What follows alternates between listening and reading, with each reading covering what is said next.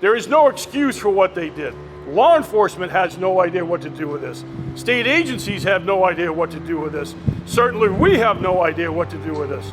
So what just happened in Massachusetts?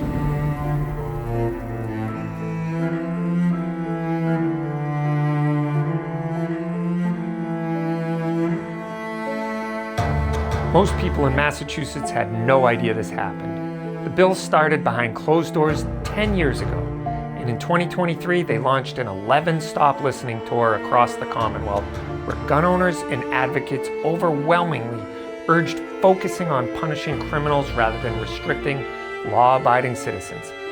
Turns out the listening tour was anything but.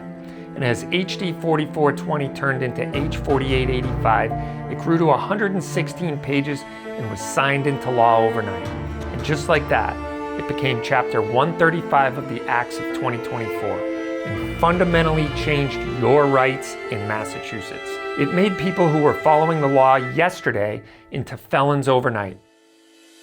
So regular people stepped up and did something about it. That's when the Civil Rights Coalition came together.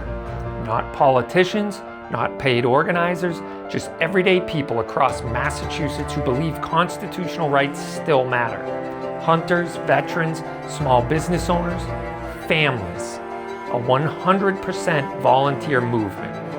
And in just a few short weeks, volunteers across this state gathered more than 100,000 signatures to change this law.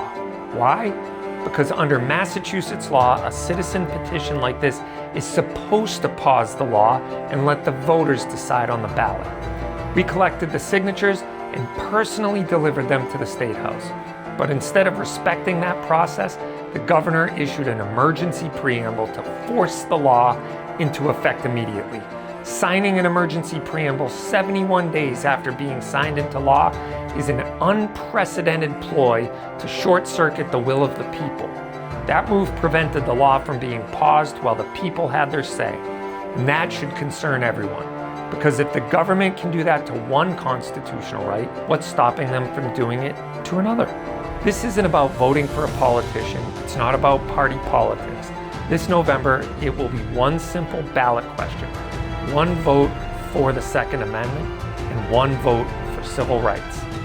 So get informed, get involved, and when the time comes, make your voice heard, because rights don't disappear all at once.